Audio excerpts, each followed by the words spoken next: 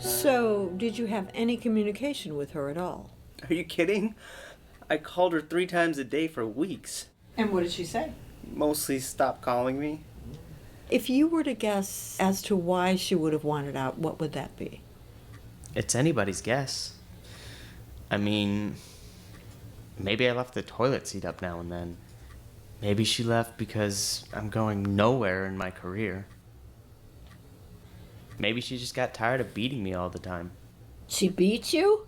Oh yeah, she beat me in chess, she beat me in tennis, she beat me in backgammon. The only thing she couldn't beat me in was our debates. You had debates. Yeah, but they were friendly debates. I mean, we used to get into it over the existence of God. I never took it seriously, but she did. To me, arguing about that is like discussing the origins of Superman. It's all fiction. Well, to you maybe, but even discussing fiction can lead to heated debates. Oh yeah? Ever been to Comic-Con? When was the last time you had one of these debates with her? As a matter of fact, we were having one right before the accident. Well, belief in anything irrational can drive people to do very irrational things, you know? And her leaving you under these circumstances could fall under the category of irrational. She was very level-headed and logical on any other topic. Doesn't matter. When dealing with a religious mindset, the logic switch is just turned off. Let's get off of Tara. You say you're not inspired anymore to write. So, do you do anything for entertainment? I masturbate. When I sit in front of the computer for hours trying to write and nothing happens, I tend to stroll over to a porn site and yank it a little. Okay, yank your doodle dandy. Let's move on from there. Do you have any hobbies, sports, anything that you can look forward to? Well, my friends have a screening room in their house and they have weekly movie nights. Tara and I used to go all the time. I'm hoping Tara will come to her senses and realize I was the best thing for her. Well, let's just not assume that's an option. It's always an option.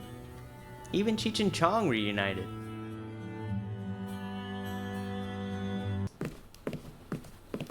So what made you call her? I don't know. I thought maybe it would help. I mean, I haven't had sex in a really long time, and the internet porn sites were starting to get routine. You know you've been watching too much porn when you start recognizing the music.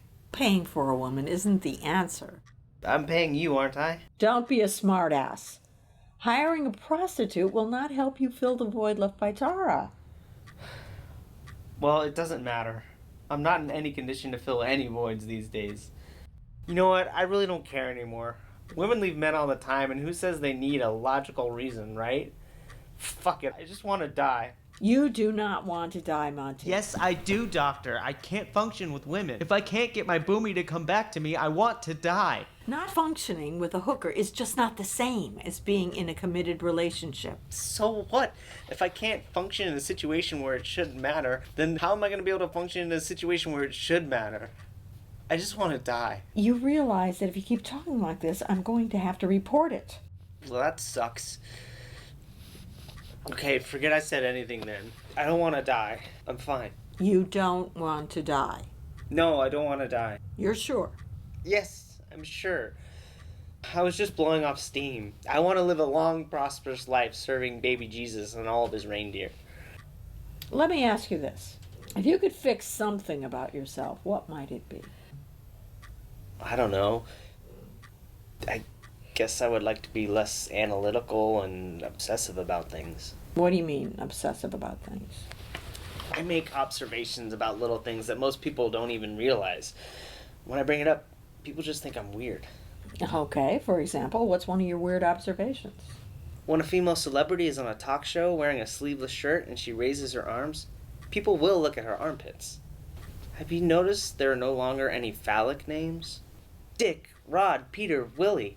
You don't hear names like those anymore, and I miss them. If I ever have a kid, I'm giving him a phallic name, like Cock. Cocksuggins. That would be my kid's name. Great! Then you could pay for his therapy. Unless it was a girl, then I would name her Clithius. Okay, stop. You just have to forget about Tara and get back out there again, and I don't mean paying for it. So should I put it on my credit card? I'm talking about going out on real dates, you know, with real women and in a real relationship. Not interested. I will never ever find another woman like her, so why bother looking? Come on. You fall off a horse and what do? Get right back on it. Tell that to Christopher Reeve. I mean, if he was still alive. You know what? That'll do it for this session. I feel we are making some progress. Do you really? Or is that just what you're supposed to say? A little of both. Now, I want you to get out there, start living again, and get over this depression. I'll try. Hey, what if we were to go out sometime? Monty, come on. I'm your therapist. Yeah, I kind of figured that out on my own. What if I were to fire you as my therapist? Then can we date?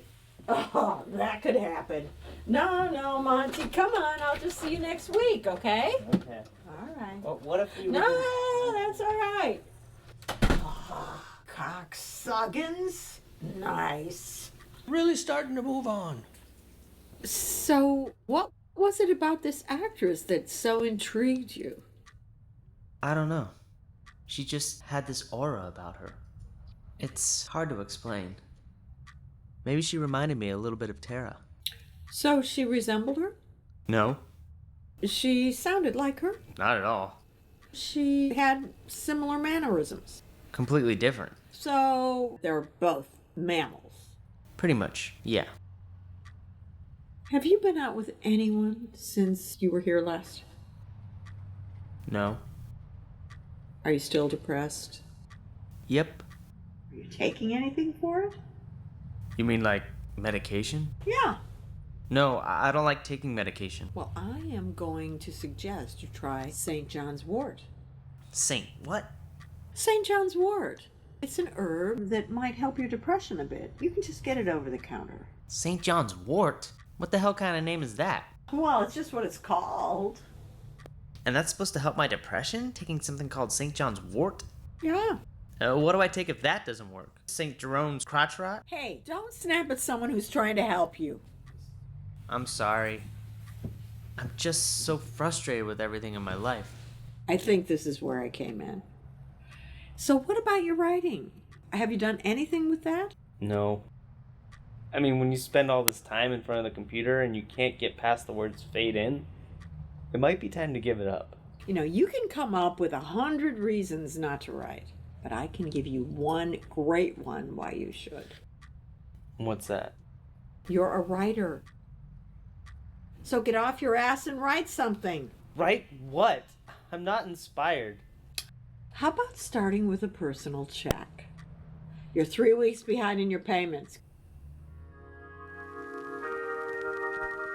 You're not right in the head. What were you drinking? Nothing. It wasn't until after I saw her before I even screwed the cap off the wine. Your wine had a screw-off cap? Class. Did you do anything before you saw her? Pot, cocaine, Red Bull.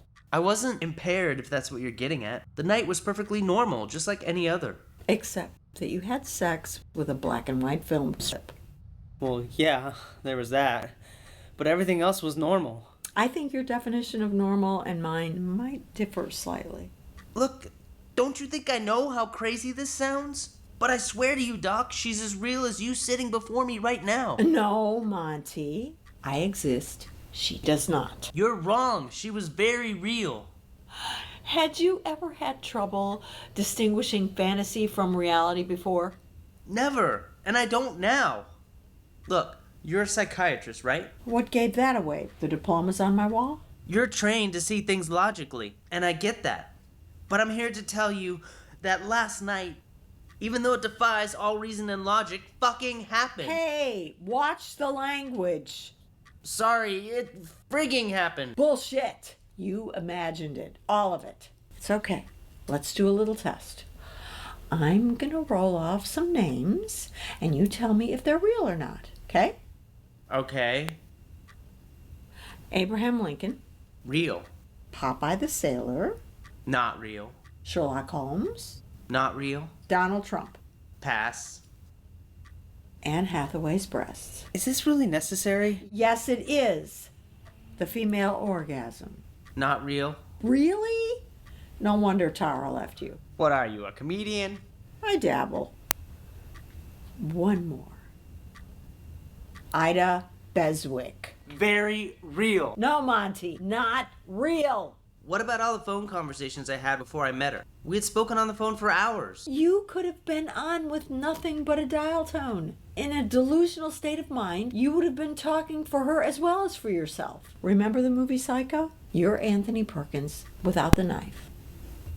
How could I know anything about her? How could I have accurately written about her? Look, you found minimal information on the internet, and then your mind just filled in all the blanks. This whole delusion may have been a defense mechanism. Defense mechanism for what? To help you get over losing your girlfriend. Do you realize that this is the first session we've had where you hadn't brought her up once? You're saying I imagine Ida to get my mind off Boomy? It's a logical conclusion, wouldn't you say? You know, I've often wondered, her name is Tara, so why do you keep referring to her as Boomy? Tarara Boomdier. I used to call her Boomdier. Then it just became Boomy for short. Oh, that's cute. You think so? No, not really. Look, let's just sum this all up, all right? You lose your girlfriend. You're lonely and sad. You see this actress in an old film. You feel vulnerable and your imagination brings her to you, alleviating your loneliness and filling in the void in your creativity. It's a classic sign of delusional schizophrenia. You make it sound so clinical. Would you prefer batshit crazy? How do I know what's real anymore? How do I know you're not the delusion? Because I send you a bill. Look, I'm going to prescribe some medication for you to take, okay? Medication for what? I told you I don't like taking medication. Hey, you want to keep Ida away? The first step to recovery is admitting that you have a problem. The next step is trying to solve the problem. Now, get this prescription filled today, and I guarantee you it will be the last you ever see of Ida Beswick.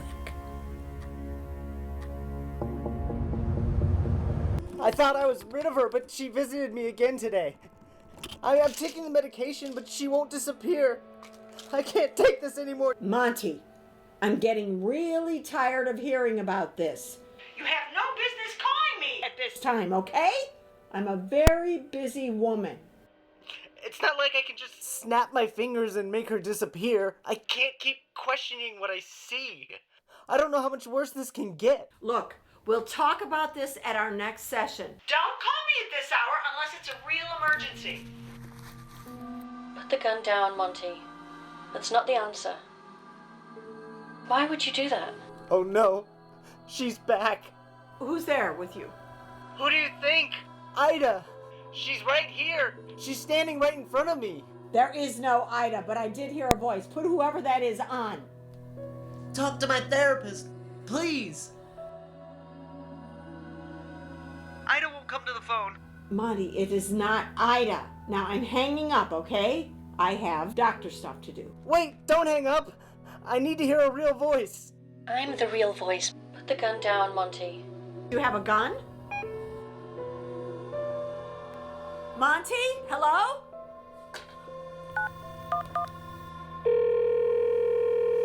911. Where's your emergency? Yes, hello. This is Dr. Malavi. I am a psychiatrist. I have a very, very disturbed patient, and I believe he has a gun, and I think he could harm himself or the person he's with. I know.